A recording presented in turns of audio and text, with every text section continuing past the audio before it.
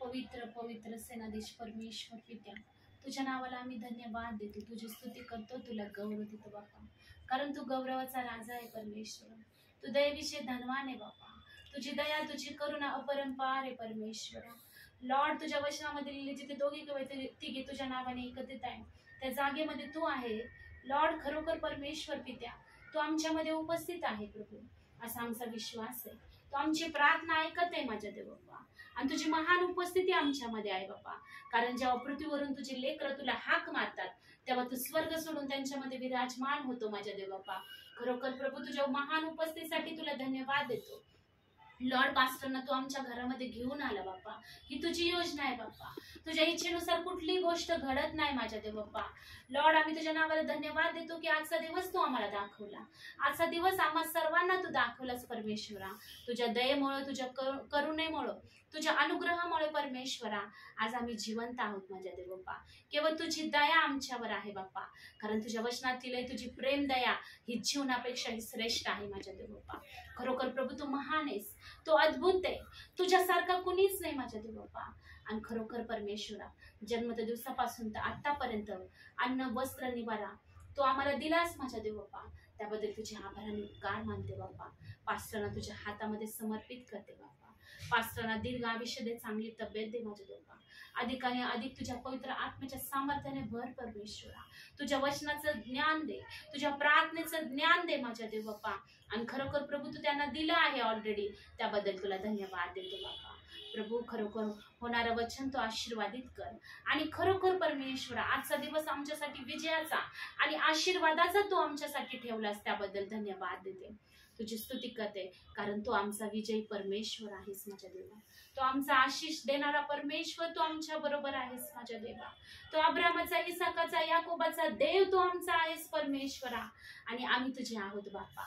त्याबद्दल तुला आभार आणि उपकार मानते बाप्पा. पास्टर सेवेला जात असताना प्रभू त्यांच्याबरोबर तुझे देवदूत ठेवलेच म्हणून तुला धन्यवाद देते बाप्पा. लॉर्ड, त्यांचा अधिक आणि अधिक या महाराष्ट्रासाठी, नगर जिल्ह्यासाठी वापर करून घे माझ्या देव बाप्पा.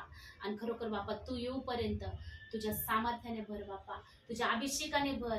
आणि तुझ्या खरोखर बाप्पा दानांनी तू त्यांना आशीर्वादित कर माझ्या देव बाप्पा. लॉर्ड, आमचा परिवार मिळून तुझ्या नावाला आम्ही धन्यवाद देतो.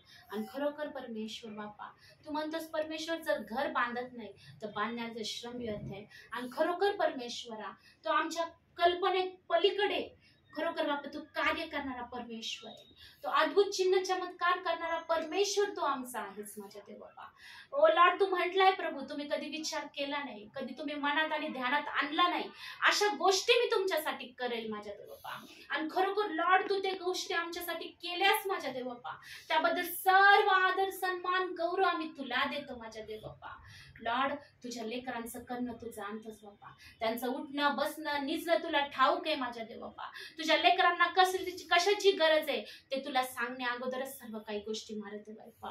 प्रभू, आम्ही बघायला गेलो नाही माझ्या देव बाप्पा, आम्ही शोधलं नाही बाप्पा, तू आम्हाला दिलास माझ्या देव बाप्पा. त्याबद्दल तुला धन्यवाद देते बाप्पा. खरोखर बाप्पा, लोनची सर्व प्रोसिजर तुझ्या हातामध्ये मी सोपवून दिली प्रभू. मी काळजी करणार नाही, चिंता करणार नाही, कारण तू म्हटलाय प्रभू, सर्व तुमची काळजी चिंता माझ्या पायाजवळ टाकून द्या, कारण परमेश्वर किती चांगला याचा अनुभव मी तुम्हाला देणारा परमेश्वर आहे. आणि खरोखर लॉर्ड, तुझा अनुभव आम्ही घेतलाय परमेश्वरा. लॉर्ड, तू आम्हाला मागणी आणि कल्पनेपेक्षाही अधिक देणार आहे, कारण तुझं वचनात लिहिलंय, तरुण सिंहास मान पडते, त्याची उपास मरवते, पण तुझं भय धरणाऱ्यांना, तुला शरण जाणाऱ्यांना कुठल्याही चांगल्या गोष्टीची वाण पडत नाही. आशा लागलेल्या जीवांना तू कधी निराशा करत नाही बाप्पा, कधी त्यांना लजित आणि फजित करत नाही परमेश्वरा. ओ लॉर्ड, तू खरोखर लाजेच्या ठिकाणी उंच करणारा परमेश्वर तू आहे बाप्पा. तू किरड्याहून अधिपतींच्या रांगेत बसवणारा तू परमेश्वर आहेस माझ्या देव बाप्पा. आणि खरोखर प्रभू, ते अद्भुत चमत्कार तू आमच्यासाठी केलाय प्रभू, त्याबद्दल सगळा गौरव आम्ही तुला देतो बाप्पा. आमच्या पास्टरना आमच्यामध्ये तू घेऊन आलास, सगळा गौरव आम्ही तुला देतो. आणि खरोखर बाप्पा, पुन्हा एकदा परमेश्वर, आम्ही जसे आहोत तसे तुझ्या पवित्र हातामध्ये समर्पित होतो. आणि ही छोटीशी विनंती, ही छोटीशी प्रार्थना धन्यवादासह तुझ्या चरणाजवळ समर्पित करतो. येशूच्या नावामध्ये प्रार्थना केली म्हणून पित्यात्व आहे, आमेन.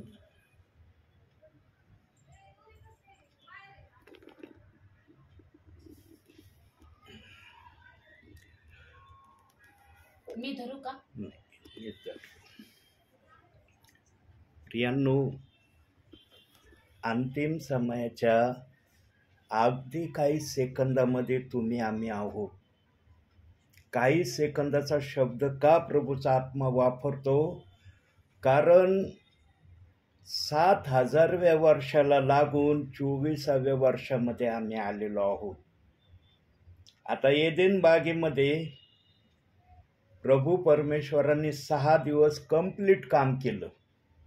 7व्या दिवशी त्याने आराम केला. म्हणजे 24 वर्षाची वाट बघितली असेल का परमेश्वराने एदेन बागेमध्ये? नाही. आम्ही होतो का बघायला? परमेश्वरांनी 7व्या दिवशी आराम केला हा शब्द दिलाय, पण देव बाप्पाने आरामासाठी वेळ घेतला असेल का? बघा, ध्यान देऊन ऐका. 7व्या दिवसामध्ये प्रभूने आराम घेतला, वचन सांगतं. म्हणजे जसा 7वा दिवस उजाडा देव बाप्पाने विश्रांतीचं आपलं प्रस्थान सुरू केलं. पण या समयामध्ये 7,000वं वर्ष लागून 24व्या वर्षात आम्ही आलोत. आता देवाच्या नजरेत हे 24 वर्ष म्हणजे 1 सेकंदासारखे असू शकतात. कारण 1000 वर्षाचा कालावधी जर जायचा म्हटल्यावर देवाच्या नजरेत हे 24 वर्ष काय मायना ठेवत असतील? काहीच नाही. देवाच्या नजरेमध्ये कदाचित 1 सेकंद किंवा 2 सेकंदाचा वेळ प्रभूचा गेला असं म्हणता येईल. एक्झॅक्टली नाही सांगता येणार, पण प्रभूचा आत्मा जर मला बोलायची प्रेरणा देतोय तर निश्चित 1 सेकंद या 2 सेकंदचा वेळ गेलाय. पण आमच्यासाठी हे 1 किंवा 2 सेकंदाचा वेळ जो प्रभू तुम्हाला कळवित आहे, आमच्या नजरेमध्ये 1 सेकंद 2 सेकंद किती वर्षामध्ये बदली होतात? 24व्या वर्षामध्ये आम्हाला ते आणून ठेवतात. बरोबर? आपण 24मध्ये आहोत. आता काही महिन्यानंतर 25ला आम्ही जाणार आहोत. म्हणून प्रभू आता आपले जे सेकंद वाढत चाललेत विश्रांती करण्याचे आणि त्याच्या प्रिय प्रजेला आपल्याबरोबर घेऊन जाण्याचे, ते सेकंद आता आवरण्याच्या मार्गावर आहे. आणि हे सेकंद स्टॉप करण्यासाठी देवाच्या मनामध्ये आत्म्याच्या प्रेरणेने ज्या गोष्टी आत्म्याने ठरवलेल्या आहेत, त्या ठरल्याशिवाय प्रभू येशू ख्रिस्त आम्हाला घेऊन जाण्यासाठी दुसऱ्यांदा आकाशात दिसणार नाही. इतकी वेगाने तयारी चाललेली प्रियानो प्रभूची येण्याची. आम्ही जी वाट पाहतोत ना, त्या वाट पाहण्याच्या कितीतरी पटीमध्ये देवबाप आपल्या प्रियजनांच्या भेटीसाठी आतुर आहे. परंतु ज्या योजना देवाच्या आत्म्याने ठरवल्या, त्या योजना या पृथ्वीवर काही विश्वासणारे, काही देवाचे सेवक पूर्ण होऊ देऊ नाही राहिले. आजच्या विश्वासणाऱ्यांची, आजच्या देवाच्या सेवकांची इतकी मजल गेली. हे बघा, मी नेहमी उद्गार काढतो, नेहमी माझ्या मुखातून पवित्र आत्मा उद्गार काढतोय. काय? पवित्र आत्मा कुणाला घाबरत नाही आणि पवित्र आत्मा बोलल्याशिवाय पण राहत नाही.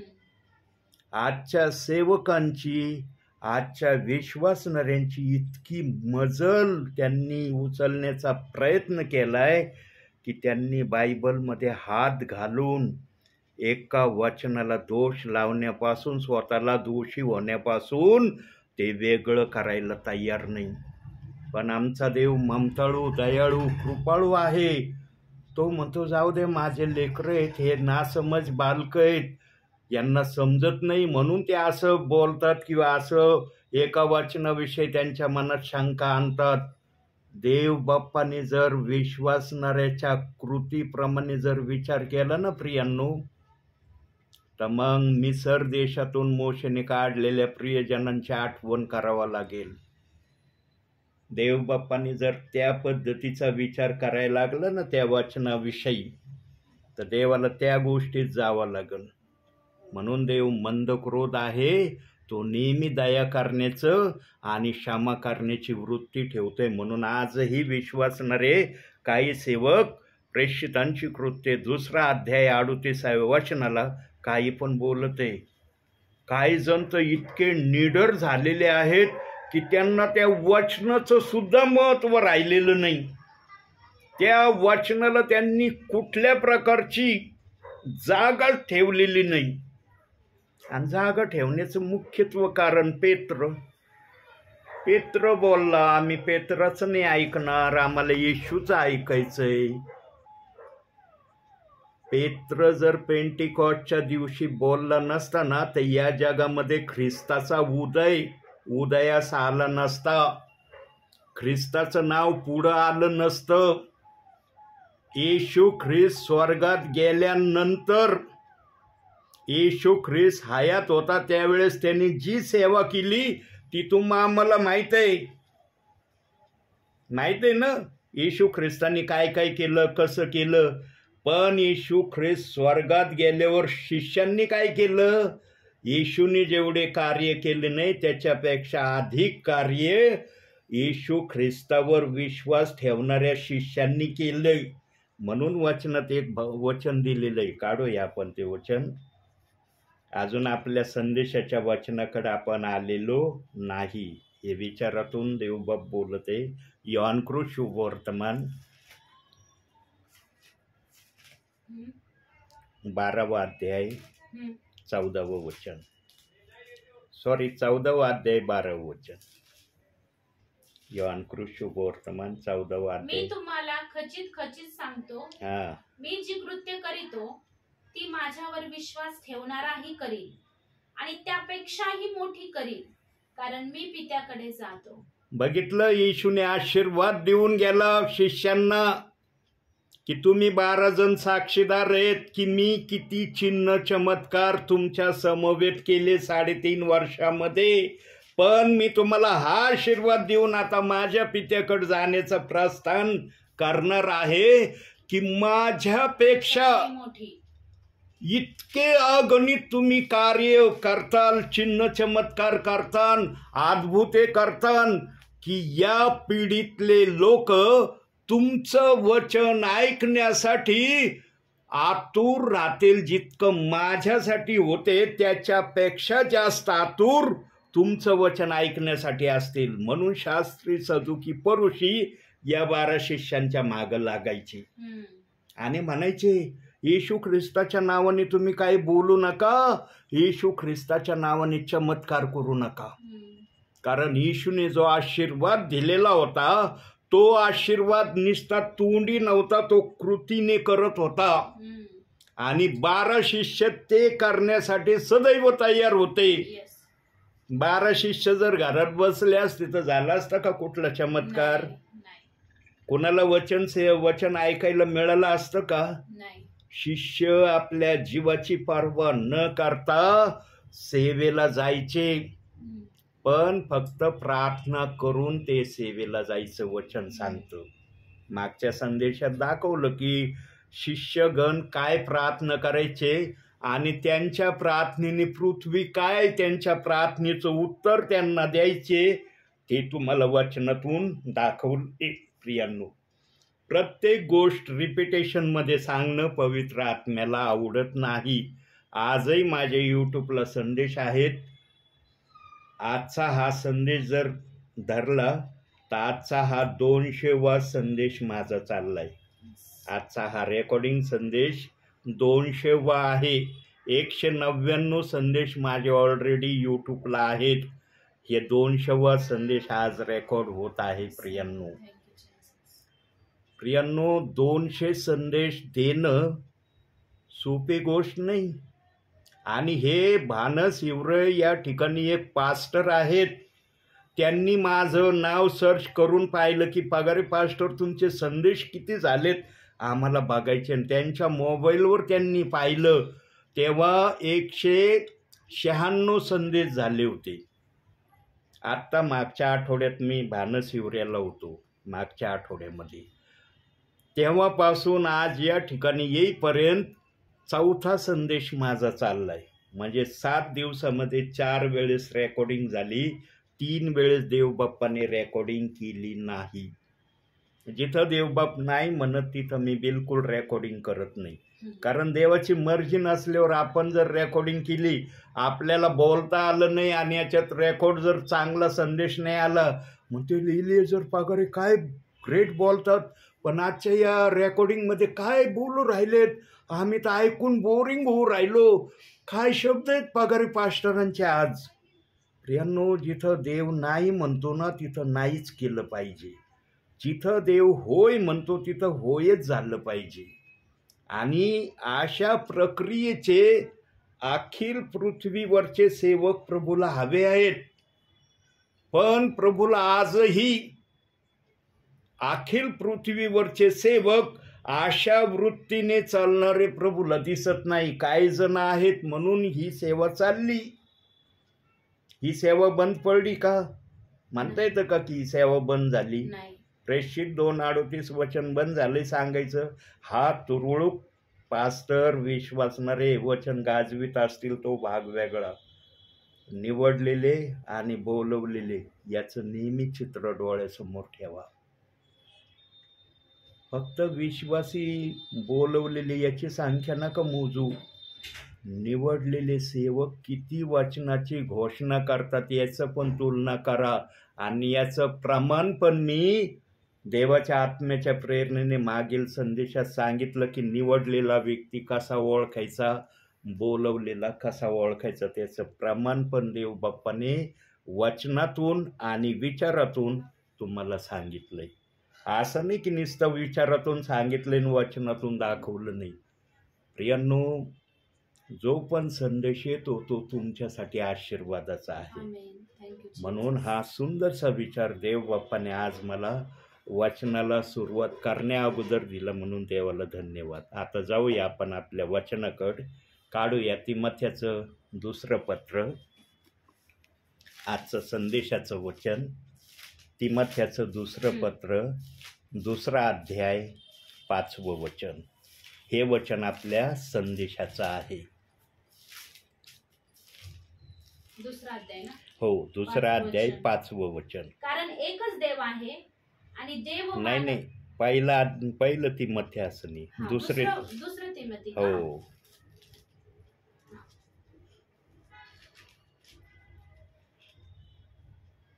जर कुणी मल्लयुद्ध करीतो तर ते नियमाप्रमाणे केल्या वाचून त्याला मुकुट घालीत नाही.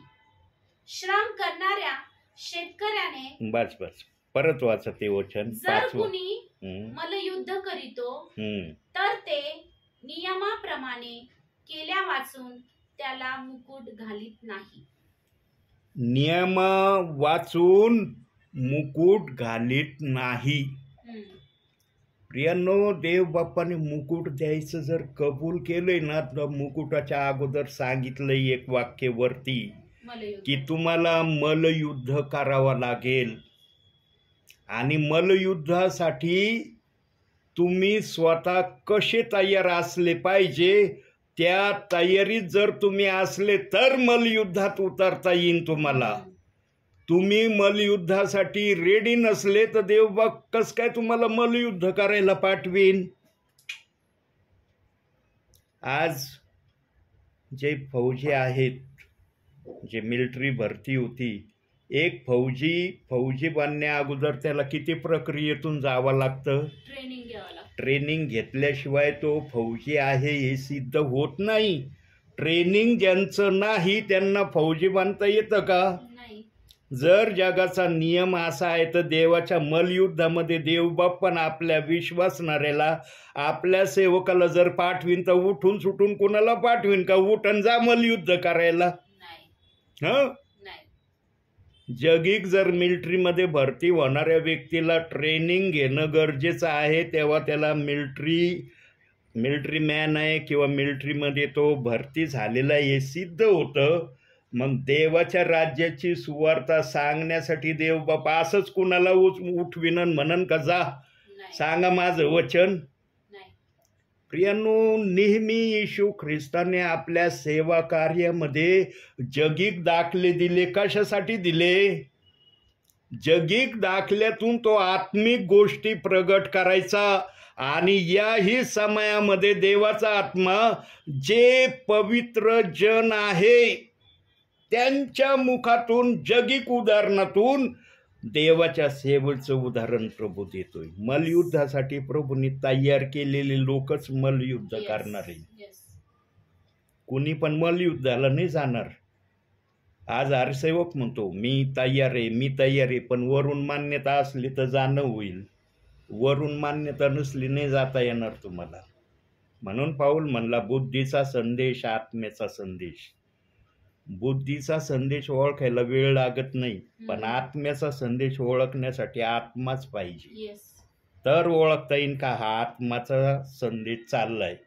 आता मलयुद्धासाठी जर प्रभूने त्याचे दास, विश्वासणारे सेविका, तीनही प्रकारच्या विश्वासणाऱ्यांना मलयुद्धामध्ये उतरण्याची देव बाप्पाची इच्छा आहे. असं नाही की सेवकांनाच फक्त ही संधी, कारण जे आत्म्यामध्ये उत्सुकता आहेत, ज्यांना सेवा करण्याची इच्छा आहे, अशांना देखील देव बाप्पांनी नाकारलेलं नाही. का नाकारलेलं नाही? वचनातून पुरावा बघू आपण. कारण जे पण वाक्य तुम्ही ऐकाल त्याचा वचनातून पुरावा असला तर मी बोलतोय ते खरं आहे. जर वचनाचा पुरावा नसेल तर मग काहीतरी पोपटासारखं बोलतोय असं सिद्ध होईल. काढूया मार्क शुभवर्तमान 16वा अध्याय 15वं वचन.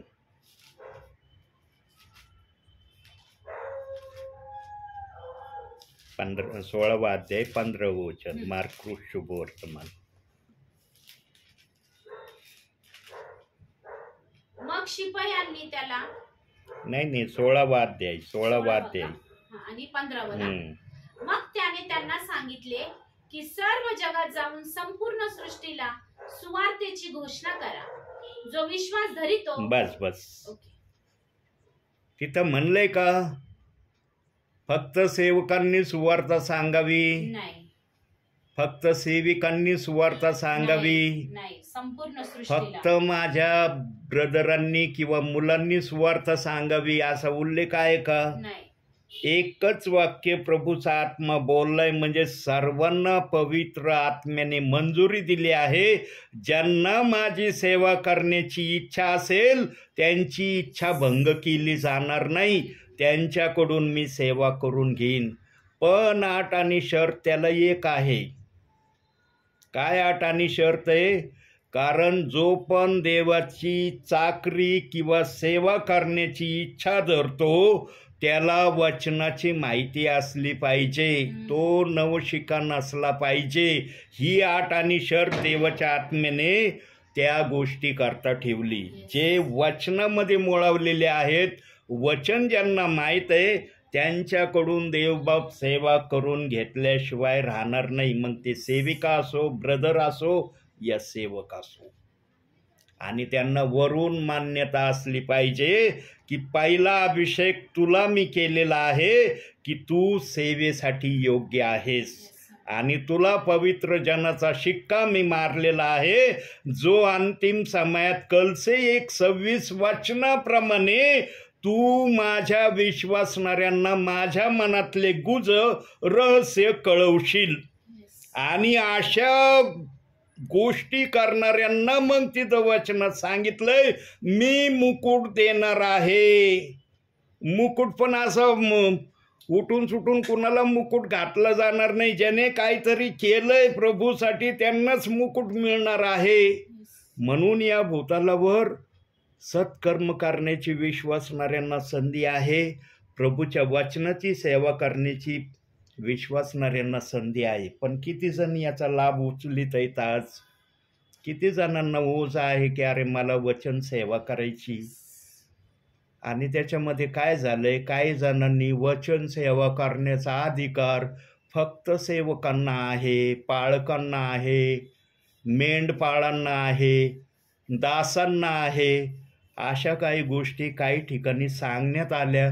म्हणून विश्वासणारे म्हणतात आपल्याला हे काम करण्याची परवानगी नाही, आपल्याला फक्त वचन ऐकण्याची परवानगी आहे. देवाचा आत्मा कुठंच या गोष्टीला मान्यता देत नाही. का ब्रदर लोक सेवा करतात आज? का काही सिस्टर वर्ग सेवा करतात आज? सांगा ना, कोणत्या आधारावर या सेवा चालल्यात त्यांच्या? कुणी मान्यता दिली त्यांना ही सेवा करण्याची? पवित्र आत्म्याने मार्क 16:15 प्रमाणे त्यांना फुल ॲथॉरिटी देऊन सांगितलंय, जा माझं वचन सांगायला. पण तुमच्याजवळ वचन असलं पाहिजे. तुमचा आड थोडा का होईना 30% तरी वचनाने भरलेला असला पाहिजे. रिकाम्या आडामध्ये काय पावरं टाकल्यावर काढता तुम्ही? म्हणून जो सेवा करणारा आहे त्यांनी लक्षात घेतलं पाहिजे माझ्याजवळ काय आहे. माझ्याजवळ जर प्रभूंनी काय दिलंय तर तुम्हाला कोणी सेवा करण्यापासून अडवणार नाही. इवन सैतान देखील तुमच्या मार्गात अडवा येणार नाही. सैतान तर कधीच चुकूनही या वाटेकडे येणार नाही. त्याला माहिती जिथं वचन आहे तिथं माझं काय काम नाही चालणार, कारण वचनाने भस्म होतो सैतान. म्हणून प्रियांनो, देव बाप्पाने कुणालाच नाराज केलेलं नाही. सेवा जरूर करा, पण तुमच्याजवळ वचन आहे का? वचनात मुळावलेत का तुम्ही? तुम्हाला वचनाची थोडी का होईना माहिती आहे का? जर असली तर तुमच्याकडून सेवा निश्चित होणार. तुम्हाला पास्टरची डिग्री मिळो अथवा न मिळो, तुम्ही रेव्हरंड बनो अगर न बनो, तुम्हाला सेवा करण्याची वरून जर फुल ॲथॉरिटी मिळालेली असली ना, तुम्हाला सेवेपासून कोणी वेगळं करू शकणार नाही. पण जगाच्या नियमाप्रमाणे येशू ख्रिस्ताने जे सांगितलं, जगातल्या गोष्टीप्रमाणे तुम्ही करा आणि देवाच्या गोष्टीप्रमाणे पण तुम्ही करा. म्हणून येशू ख्रिस्ताने जी डिसिप्लिनिंग लावली त्या डिसिप्लिनिंगच्या बाहेर आम्ही शक्यतो जाण्याचा प्रयत्न करत नाही. मल्लयुद्ध करणाऱ्या व्यक्तीने किंवा दासाने किंवा सिस्टरने किंवा ब्रदरने पहिलं काम काय करणं गरजेचं आहे? जरा बघूया वचनातून आपण त्याला काय काम करणं गरजेचं आहे. थेसलिनकराचं पत्र काढूया त्यासाठी. पहिले थेसलिनकराचं पत्र 4 अध्याय 3 वचन.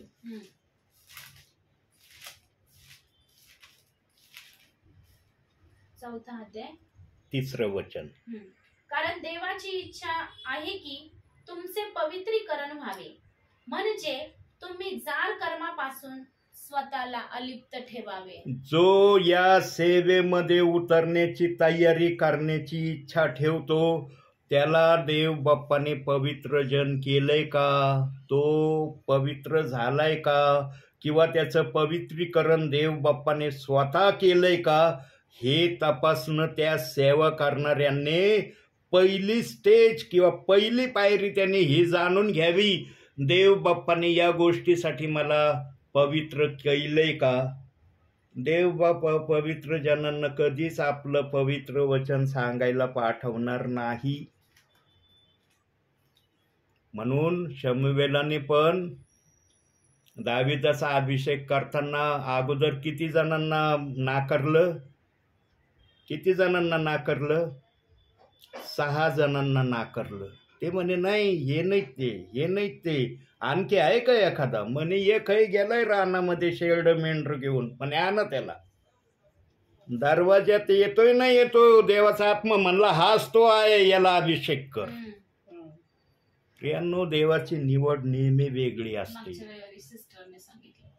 देव बाप जी कल्पना करतो ना ज्याच्यासाठी, ती कल्पना पूर्ण झाल्याशिवाय राहत नाही. पण आज निरनिराळ्या कल्पना चालल्या, निरनिराळे मुद्दे, निरनिराळे विषय आम्ही आमच्या डोळ्यासमोर आहे. सांगायची आवश्यकता नाही. प्रत्येक डोळ्यांनी पाहतोय, कानाने ऐकतोय आज काय वातावरण चाललंय. पण हे वातावरण देव बाप्पांनी बनवलंय का हे जाणणं तितकंच महत्त्वाचं आहे. देवाकडून असलं ना त्याच्यामध्ये अडथळे येणार नाही, त्याच्यामध्ये भरभराट असणार आहे. पण देवाकडून नसलं मग दिसतंय आज परिस्थिती काय आहे.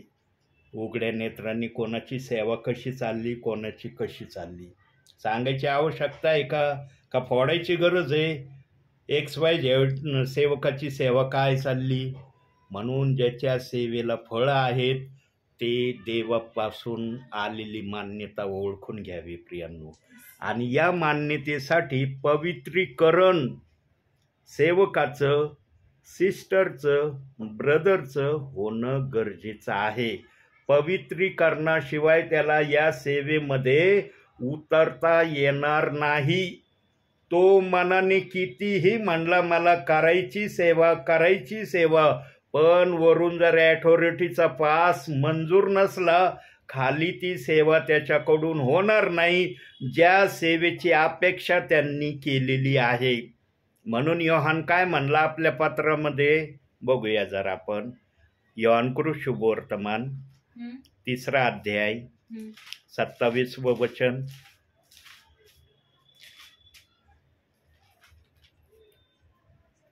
योहानाने उत्तर दिले, मनुष्याला स्वर्गातून दिल्या वाचून काहीच मिळू शकत नाही. स्वर्गातून भेटलं पाहिजे, बरोबर. जगापासून नका मिळवू. जगापासून जे मिळेल ना त्याला स्वर्गाची मान्यता नाही, पण जे स्वर्गापासून मिळेल त्याला जगातून मान्यता मिळेल. आज जगातून विश्वासणारे आलेत ना प्रभूकडे, का स्वर्गातून उतरून आलेत विश्वासणारे खाली. आणि दासांनी वचन सांगायला सुरुवात केली. जगातले लोक देवाच्या आत्म्याच्या प्रेरणेने प्रभूकडे येत आहेत ना आज. समजून घ्या प्रियांनो, वरून अथॉरिटी असल्याशिवाय कोणाला सेवाही करता येणार नाही आणि कोणत्या विश्वासणाऱ्याला प्रभूवरही विश्वास ठेवता येणार नाही. आणि देव बाप्पाने जेवढे प्रियजन आपल्या राज्यात घ्यायचे ठरवलेत तेवढेच प्रियजन प्रभूच्या राज्यात येणार आहे. आणि त्याचाही पुरावा दाखवतो बायबलमधून. रोमकरास पत्र बघा, प्रभूने जेवढे ठरवले तेवढेच प्रभूमध्ये येणार आहेत, बाकीचे प्रियजन येणार नाही. 1 अध्याय 28 वचन.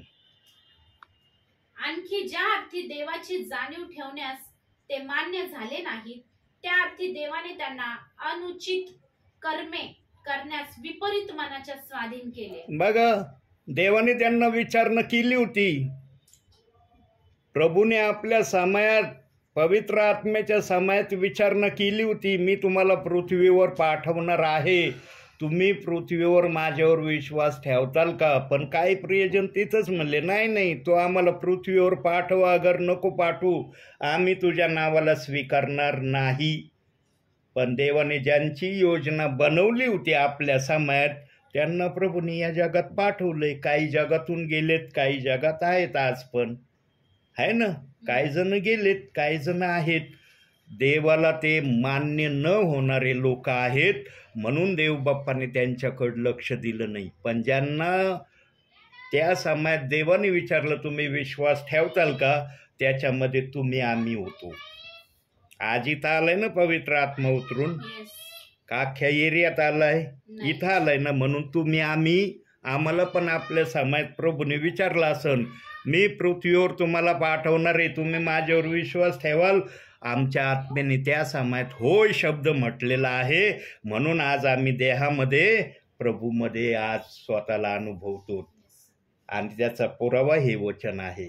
ज्या अर्थी ते देवाची कामे करण्यास मान्य झाली नाही, ऐकाय वयास मान्य झालं नाही, म्हणून देव म्हणलं जा तुम्हाला जे करायचं करा. विपरीत मनाच्या स्वाधीन त्यांना केलंय. पण जे ऐकायला तयार होते ते आज प्रभूमध्ये आहेत. का नाही? आपण म्हणू शकतो का आम्ही प्रभूमध्ये नाहीत? प्रभूच्या आत्म्यासमोर आम्ही म्हणू शकतो का आम्ही प्रभूमध्ये नाहीत? प्रियांनो, आत्म्याकडून आलेला शब्द होय या शब्दाने समाप्ती असते, पण आत्म्याकडून न आलेल्या शब्दाची समाप्ती नसती, तिथं अर्धविराम असतो. लक्षात ठेवा, अर्धविराम आणि पूर्णविराम याच्यामध्ये अंतर आहे.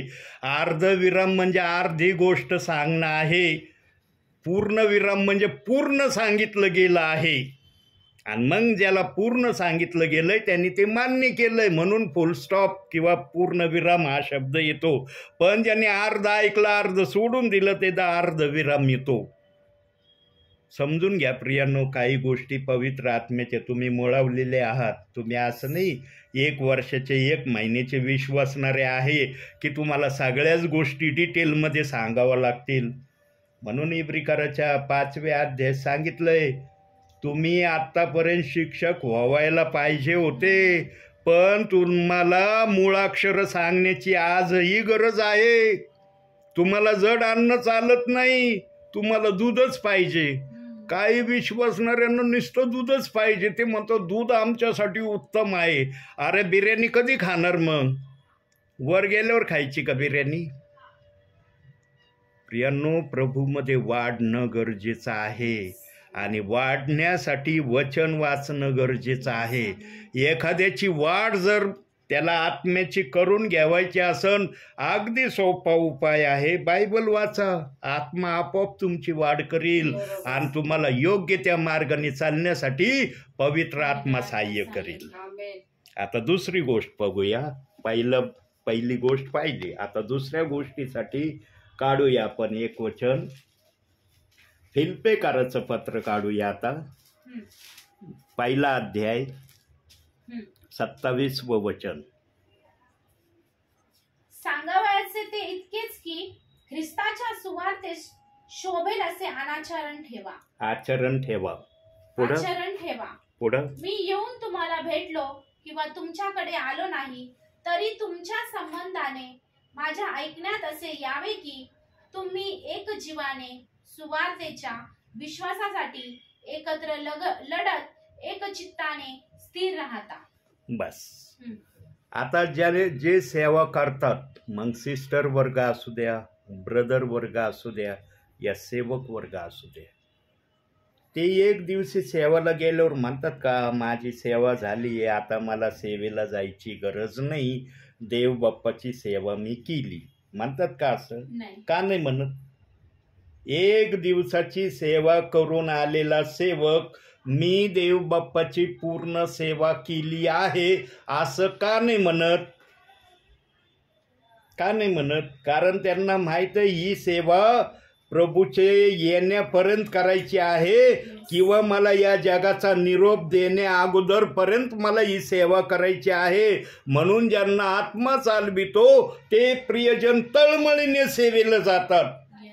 मग ते जवळ जातात, दूर जातात, जिल्ह्याच्या बाहेर जातात, राज्याच्या बाहेर जातात, कुणी देशाच्या बाहेर सुद्धा जातात.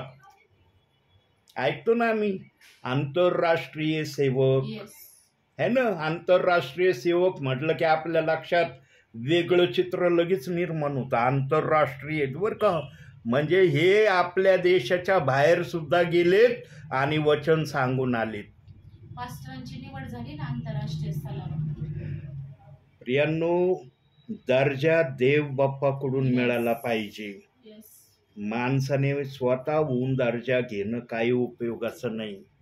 तुम्ही आउट ऑफ कंट्रीच्या बाहेर गेले, तिथं होली स्पिरिट जर तुमच्याशी नाही बोलला, तिथले त्या कंट्रीचे लोक काय तुमच्याविषयी विचार करतील? काय मनात आणतील? अरे इथं होली स्पिरिटचे लोक आहेत, पण हे काय यांच्या, आम्ही होली स्पिरिटला मानणारे पण यांचं वचन काय येतंय? म्हणून मान्यता वरून असणं गरजेचं आहे. जो आपण पहिल्या विचारात बघितलं, आणि मान्यता मिळवण्यासाठी तो पवित्र असला पाहिजे किंवा त्याचं पवित्रीकरण होणं महत्वाचं आहे. आणि जो सेवा करतो मग त्याची सेवा आणि त्याचं वागणं या गोष्टी त्या वचनात सांगितल्या थोडक्यात, की त्याचं आचरण चांगलं असलं पाहिजे, त्याचं कॅरेक्टर चांगलं असलं पाहिजे, तो क्रिमिनल नसला पाहिजे. हा प्रभू येण्या अगोदर जर क्रिमिनल असला तर तो भाग वेगळा आहे, पण प्रभूत आल्यावर क्रिमिनल तो नसला पाहिजे. बघा जुन्या करारामध्ये अनेक राजे होऊन गेले, वेगवेगळ्या कारणांनी झाले ना. एकच राज राहिला का कायमस्वरूपी? किती राजे होऊन गेले. 3 वर्षापर्यंत सेवा करण्याची संधी राजांना देव बाप्पांनी दिली असं वचनात सांगितलंय. 3 वर्षापर्यंत. आणि 3 वर्षापर्यंत सेवा करण्याची संधी आमोन राजाला देव बाप्पांनी दिली. मी जुना करार वाचलेला आहे. बघा कोणत्या समयात वाचला होता तो जुना करार, पण पवित्र आत्मा म्हणतो या दासाने वाचन केलेलं आहे. या दासाचं माइंड फ्रेश नसलं, मी पवित्र आत्म्याने फ्रेश करतो याचं माइंड आणि आठवून देतो की 3 वर्षाचा राजा आमोन होता. त्याची कारकीर्द अतिशय थोडी होती, कारण तो देवाच्या सांगण्याप्रमाणे वागत नव्हता. म्हणून देवाने त्याची कारकीर्द कमी ठेवली. 40 वर्षाची कारकीर्द कोणाकोणाची आहे? शाऊलाची आहे, दाविदाची आहे, है ना. 40 वर्षापर्यंत त्यांनी यहुदामध्ये, इस्रायलामध्ये 2 प्रकारचे प्रांत होते, यहुदा प्रांत, इस्रायल प्रांत. याच्यामध्ये 40 वर्ष या राजांनी प्रजेची सेवा केली. पण काही जणांना 3 वर्षाचीच सेवा करण्याची संधी मिळाली का? सलमोन राजाच्या मुलाला तर 2च वर्षाची सेवा. असं आहे का? मला 3 वर्षापर्यंत जेव्हा आता मी सांगितलं ना, देव बाप्पाने वचनात काय सांगितलंय? 30 पट, 60 पट, 100 पट ह्या स्टेज का ठेवल्या? कारण ज्याने जसं जमा केलं तेवढं तो बोलणार रे. माझ्या आडत जर 30 फट आहे तर मी 60 फटाची भाषा बोलूच नाही शकत ना. देवाचा आत्मा म्हणशील तुझ्या आडत 30 फट दिसतंय मला, तुला 60 फटाचं बोलताच येणार नाही. प्रियांनो, ओळखून घ्या देवाने हे स्टेजेस का ठेवल्या. पिकाच्या उपमेला आत्मिक जीवनामध्ये प्रभूने दर्शवलंय की ज्याने जसं आत्मिक जमा केलंय तसंच तो बोलेल. मी सांगतो नेहमी, माझ्या आडात 2.5 वर्ष बायबल वाचल्यावर 30% देव बाप्पाने मला दिलंय. मी 30%च्या पुढं बोलू शकत नाही ना, मला बोलताच येणार नाही. म्हणून मी आउट ऑफ स्टेटच्या बाहेर जातोय का आउट ऑफ स्टेटच्या बाहेर नाही जात, कारण माझ्या आडात तेवढं नाही आहे. म्हणून मी फक्त जिल्ह्यामध्ये वचन सेवा करू शकतो, एवढी मला मान्यता आहे. 3 स्टेज म्हणजे कशा आहे, जो 30% वाला आहे त्याला जिल्ह्यामध्ये जायची परवानगी, 60% वाला आहे तो आपल्या देशामध्ये राज्यात जाऊ शकतो, आणि जो 100 पटवाला आहे तो आउट ऑफ कंट्रीला जाऊ शकतो. या स्टेजेस आंतरराष्ट्रीय सेवक का नाव दिलं जातं काही जणांना? कारण त्यांना सगळीकडे जाण्याची मान्यता मिळाली. मला का नाही मान्यता आंतरराष्ट्रीय? मी राज्याच्या बाहेरच गेलो नाही अजून, वैयक्तिकरित्या राज्याच्या बाहेर गेलो नाही. स्वतः इंडिपेंडन्स सेवेमध्ये हा ग्रुप मी गेलेलो आहे. राज्याच्या बाहेर पंजाबला गेलो आहे, इकडं खाली ओडिसापर्यंत गेलो आहे. पण वैयक्तिकरित्या मी आपल्या महाराष्ट्राच्या बाहेर गेलो नाही. दिल्लीला गेलो आहे मी, पण ग्रुपनी गेलो, पाळक समूहाने गेलो. बाहेरच्या राज्यामध्ये ग्रुपनी गेलो. वैयक्तिक माझ्या एकट्याच्या सेवेने जसं आज इथं आलो, अशा प्रकारे मी कोणत्याही राज्यामध्ये गेलेलो नाही. आता तुम्ही जे उद्गार काढले, आता माझ्या आडात तो शब्द नाही म्हणून मला पवित्र आत्म्याने तो आठवून नाही दिला. तुझ्या आड्यात नाही ते, तू ते एक्सप्लेन केलं नाही. तू रामोन राजाचं 3 वर्षाची कारकिर्दीपर्यंत तुझ्या आडात ठेवलं म्हणून तो शब्द तू बोलशील. ओळखत जा. म्हणून मी तुम्हाला नेहमी सांगतो, आलेला सेवक काय बोलतोय, कसा बोलतोय, वचनाला धरून किती सांगतोय, विचाराने किती बोलतोय, हे तुम्ही लक्षात घ्या. आणि पवित्र आत्म्याने तुम्हाला दाखवलं ना, तोनी दाखवलं म्हणून बोलले तुम्ही. त्यांनी दाखवलं नसतं तुम्ही बोलले असते का? म्हणून वचनाची माहिती असलेल्या प्रियजनांना सेवा करण्याची संधी आहे. पण अनेक जणांना वचन माहीत आहे पण सेवेला जात नाही. बस आमच्या घरात आम्ही प्रार्थना करतो, वचन वाचतो, सगळं करतो. यांनो, एकमेकाला मदत करणं गरजेचं आहे. या मदतीपासून दूर राहू नका, कारण वरती फार मोठं प्रतिफळ याचं मिळणार आहे. त्या प्रतिफळाकडे लक्ष द्या. या प्रतिफळाकडे नका देऊ, पृथ्वीच्या प्रतिफळाकडे.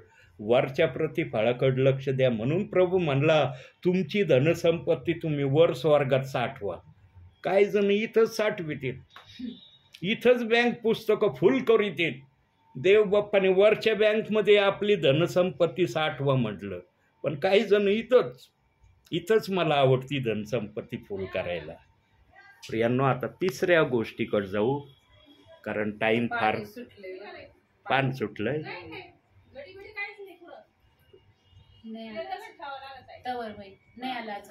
तिसरं वचन हो द्या. बरं, कलसेकराचं पत्र, 3रा अध्याय 13वं वचन. थोडक्यात एक्सप्लेन करतो आता. 3रा अध्याय 13वं वचन. एकमेकांचे सहन करा आणि कोणाविरुद्ध कोणाचे गाराणे असल्यास आपसात क्षमा करा. प्रभूने तुम्हाला क्षमा केली तशी तुम्हीही करा. किती जण या वचनाप्रमाणे आज चाललेत?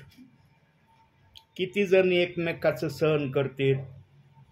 कोणी हू केलं तर तू म्हणायला कोण उभा राहत नाही.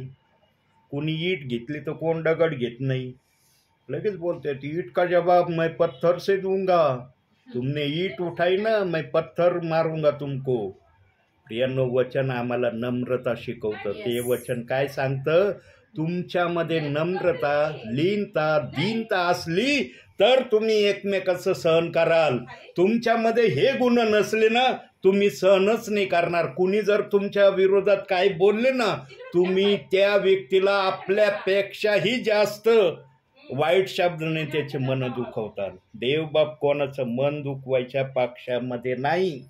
देव बाप्पाचा आत्मा सहन करण्याच्या पक्षामध्ये आहे. म्हणून एकमेकाचं सहन करण्याचा जास्तीत जास्त प्रयत्न करण्याचा तुम्ही प्रयत्न करा. शेवटचं 4थं बघू आता.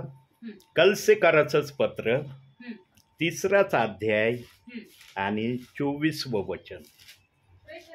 शेवटचं वचन. 24वं. हो. ओके. प्रभू पासून वतन रूप प्रतिफळ तुम्हाला मिळेल असे तुम्हाला माहित आहे. प्रभू ख्रिस्ताची चाकरी करीत जा. किती जण प्रभू येशू ख्रिस्ताची चाकरी करतात आज? चाकरी म्हणलं, सेवा म्हणलं की विश्वासणाऱ्यांना, काय विश्वासणाऱ्यांना लगे आठवण होती, हे कार्य सेवकांचं आहे, आमचं नाही. आम्हाला फक्त येऊन बसणे घरामध्ये किंवा चर्चमध्ये, याशिवाय आमची दुसरी चाकरी नाही. देवबाप कधीच या गोष्टीच्या बाजूने उभा राहत नाही. देवाने सगळ्यांना चाकरी करण्याची परवानगी दिली, फक्त आट आणि शर्ट ठेवली आहे. तुमच्या आडामध्ये वचन असलं पाहिजे. वचन जर आडामध्ये आहे, पवरा टाका लगेच बाहेर निघल आणि पवित्र आत्मा ते सांगन.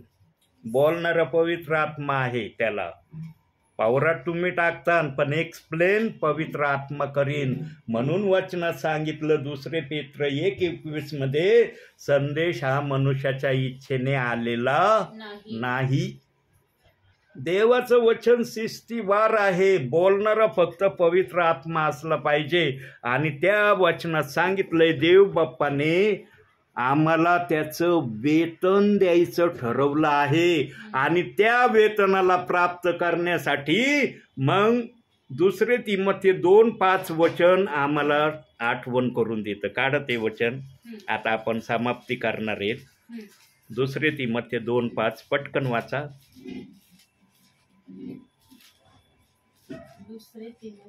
2:5. जर कुणी मल्लयुद्ध करीतो तर ते नियमाप्रमाणे केल्या वाचून त्याला मुकुट घालीत नाही. आणि मग या नियमाप्रमाणे जर मल्लयुद्ध असलं तर मग प्रभू पासून वतन रूप प्रतिफळ तुम्हास मिळेल.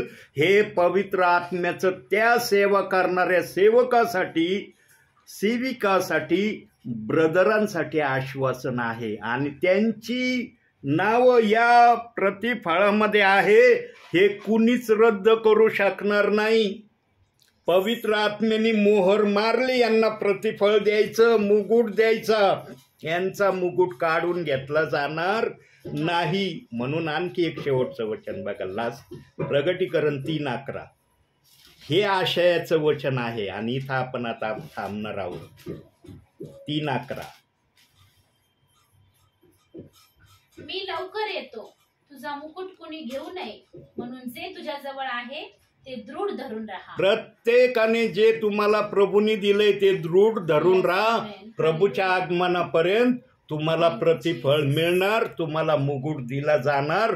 आणि ज्यांना ज्यांना या पृथ्वीवर सेवा करण्याची संधी देव बाप्पाने दिली पण त्यांनी वेळेचा सदुपयोग केला नाही, त्यांना मुकुटापासून वंचित राहावं लागेल.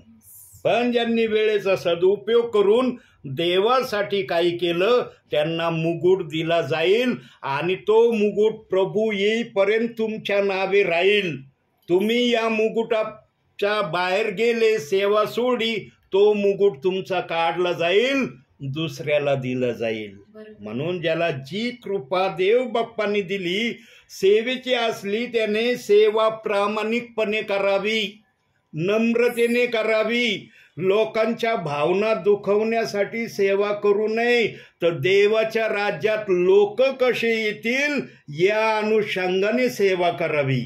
ही सेवा करण्याची सगळ्यांना देव बाप्पाने परवानगी दिली. पण आजच्या समयात अशा प्रकारची सेवा किती जणांची चालली हे आपापल्याला कळतंय. म्हणून प्रियांनो, देव आजही प्रतीक्षित आहे की माझ्या विश्वासणाऱ्यांनी, सेवकांनी, सेविकांनी, ब्रदरांनी फळ देणारी सेवा करावी. म्हणून येशू त्या अंजिराच्या झाडाजवळ गेला फळ शोधायला, पण नाही सापडलं. म्हणला तुला इथून पुढं फळ न येऊ. आणि जेव्हा ते माघारी आले शिष्य आणि येशू, पेत्र म्हणला असं, प्रभू तुम्ही त्या झाडाला शाप दिला बघा, ते वाढून गेलं. ज्यांच्या सेवेला आशीर्वाद नसतो त्यांच्या सेवेची वाढ नसते. ही देवाची बोलण्याची परिभाषा आहे. ज्याच्या सेवेमध्ये वाढ आहे त्याला आशीर्वाद आहे. एक आत्मा देव बाप्पाला 1 लाखासारखा आहे. ध्यानात ठेवा कधी पण. एक आत्मा जर वर्षभरात एक सेवक सेविका ब्रदर जर आणतो ना वर्षभरात एक आत्मा देवाच्या राज्यात, तर देव तो एक आत्मेला एक आत्मा गणित नाही, त्या सेवकाच्या नावे 1 लाख विश्वासणारे त्याने प्रभूमध्ये आणला असं गणतो. म्हणून प्रभू म्हणला या लहानातील एकाचाही नाश व्हावा अशी तुमच्या स्वर्गातील पित्याची इच्छा नाही. का प्रभू 99 सोडून एकाला ढूंढायला गेला? प्रभूला 99 जास्त का नाही वाटले? एकाचं का प्रभूच्या मनात नाश होऊ नये? प्रभूच्या मनामध्ये एकाविषयी आशय का आला? कारण प्रभूला कोणताच आत्मा देवापासून दूर जावा हे मान्य नाही. देवाला माहिती आहे तू माझ्यापासून दूर गेल्यावर काय होणार आहे त्याचं. आणि जो दूर गेलाय त्याला माहिती आहे अरे मी कळपातून बाहेर गेलो माझं काय होणार आहे. सांगायची गरज नाही. पण देवाच्या मनात काय आहे, कोणीही प्रभूच्या कळपातून बाहेर जाऊ नये, सगळे कळपातच राहावं. म्हणून येशू म्हणला माझी मेंढरे माझी वाणी ऐकतात आणि माझ्या मागे येतात. आज ती प्रक्रिया अखिल पृथ्वीवर चालावं म्हणून सेवकांना प्रभू आजही पाठवतोय सेवेला. सेवक वेळ घालवायला टाइमपासला येत नाही प्रियांनो. देवाचा आत्मा ज्या सेवकाच्या मुखात आहे तो सेवक सांगितल्याशिवाय राहणार नाही. पा तुमचं पाणी आलंय तरी देवबाप तुम्हाला शॉर्टमध्ये सांगतोय. कारण देवबाप तुम्हाला आशीर्वाद देण्याच्या हेतूने इथं आलाय. म्हणून आशीर्वाद घेण्यासाठी सदैव तयार राहा प्रियांनो.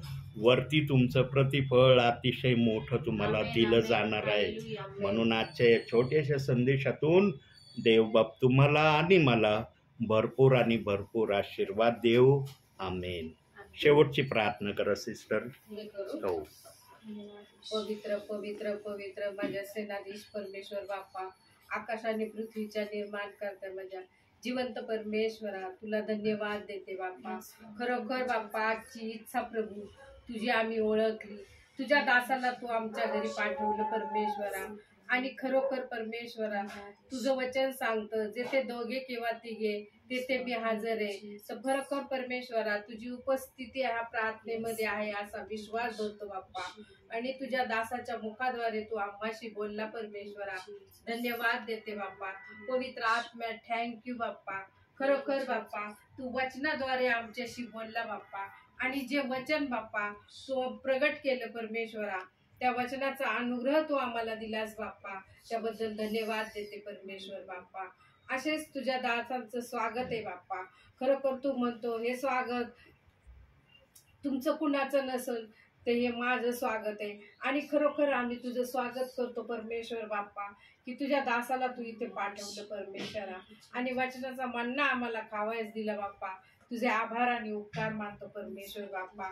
खरोखर प्रभू तू म्हणतोस ना की तुम्ही माझ्यामध्ये राहा, मी तुमच्यामध्ये राहील. तर तो खरोखर परमेश्वरा तू आमच्यामध्ये आहेस हा विश्वास धरतो बाप्पा. आणि बाप्पा खरोखर मी व माझे घराने प्रभू येशूची सेवा करत बाप्पा. हे वचन तुला देते बाप्पा, ही आज्ञा तुझ्याजवळ करते परमेश्वर बाप्पा. आणि शेवटपर्यंत माझं कुटुंब तुझ्यामध्ये आम्ही राहणार बाप्पा. आणि खरोखर ईश्वर बाप्पा, जो कोणी तुझा दास या घरात येईल त्याचं स्वागत आहे परमेश्वर बाप्पा. आणि खरोखर माझ्या देवपित्या माझ्या कुटुंबाला तुझ्या हातात देते बाप्पा. आणि खरोखर माझ्या कुटुंबाला सुबुद्धी ज्ञान दे परमेश्वरा, आणि प्रीतीच्या आत्म्यामध्ये, आणि आमच्या कुटुंबाला तुझ्या रक्तामध्ये बांधते बाप्पा. सर्वशक्तिमान दे बाप्पा. पास्टरांचं येणं तू आशीर्वादित केलं, तसं जाणं देखील तू आशीर्वादित कर बाप्पा.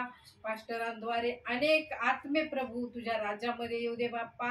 आणि खरोखर पास्टरांना परमेश्वरा तू सेवेमध्ये बाप्पा सेवा करत असताना चांगली तब्येत, दीर्घ आयुष्य आम्ही त्यांच्यासाठी पगारे पास्टरांसाठी आम्ही स्वीकारतो येशूच्या नावामध्ये बाप्पा.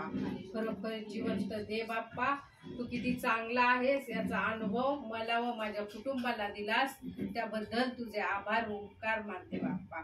धन्य तारणारा प्रभू येशू ख्रिस्त याच्या गोड आणि पवित्र नावात मागते, म्हणतो ऐकते द्या. आमेन. प्रभूंनी शिकवलेली प्रार्थना म्हणूया. हे आमच्या बाप्पा तू स्वर्गीय आहेस, तुझे नाव पवित्र मानले जाऊ, तुझे राज्य आम्हामध्ये जसे स्वर्गात तसे पृथ्वीवर. आमची रोजची भाकर आज आम्हाला दे, जसे आम्ही आमच्या अपराधांना क्षमा करतो तसेच तू आमच्या अपराधांची क्षमा कर बाप्पा.